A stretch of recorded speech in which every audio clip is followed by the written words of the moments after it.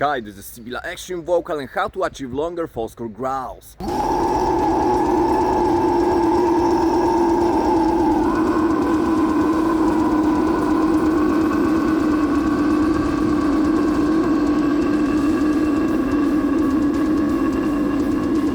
After a recent lesson with one of my new students who struggles with having a lot of extra air in his false chord, I've discovered that all of a sudden I can hold my growl for 10, 12 or even 15 seconds, although my typical growl would last like 5 or 6. And we moved the student's growl from 2-3 seconds to 5-6 seconds, so it has almost doubled. And in this video I will show you the most important aspects of breath control that will help you enjoy longer false chord growls. For some of you they may seem obvious or too simple, but it's not about how complex those things are, but how precisely and consistently do you execute them. Alright, let's go! The first thing is the depth of your breath. Everyone talks about the diaphragm and expansion of the abdomen, but very few people mention the importance of the expansion of the lower ribs and waist area, which is one of the most essential elements of breath control, especially for false chord growls. Stand straight, take a deep, calm breath and direct the airflow towards your lower ribs, waist and your lower back.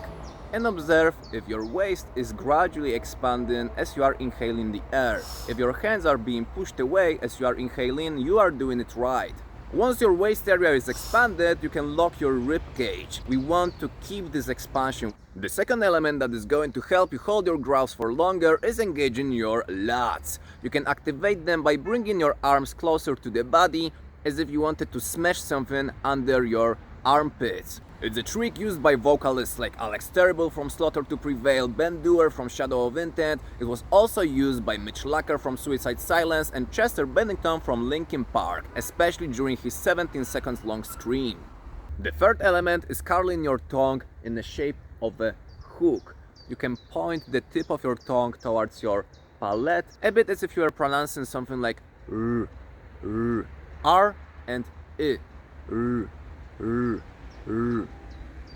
For some people it's also helpful to arch their tongue behind their lower teeth, just like for the tunnel throat screams, something like.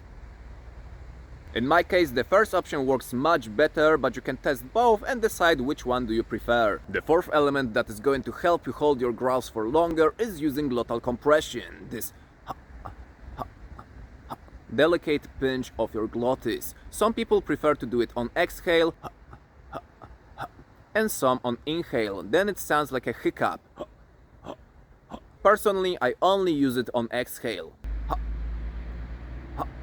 Alright, so we have taken a deep breath, our waist area has expanded, we hold that expansion, we engaged our lats, we rolled up the tongue, or arched it behind our lower teeth.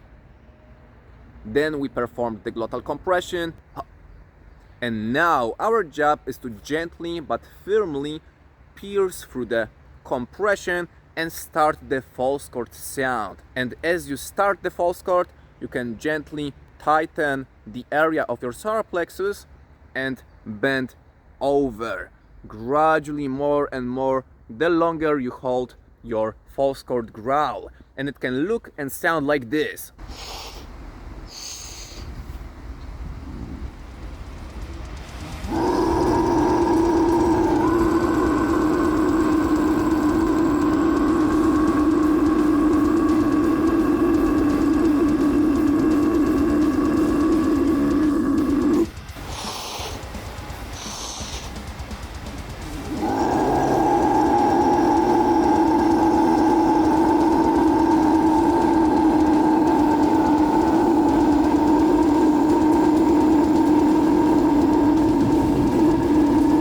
An optional thing that you can put before compression is cargera or distortion, something like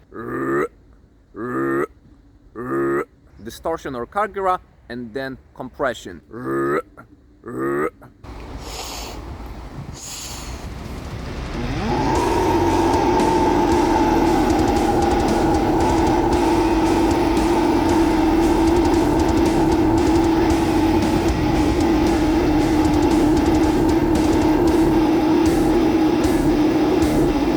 Alright, here we we have it, how to hold your growl for longer. I hope that you will find this helpful, and if you need more exercises for mastering false chord or other extreme vocal techniques, check out the complete guide to extreme vocals. You will find the link in the description of this video. Thank you very much and have a great practice. Bye!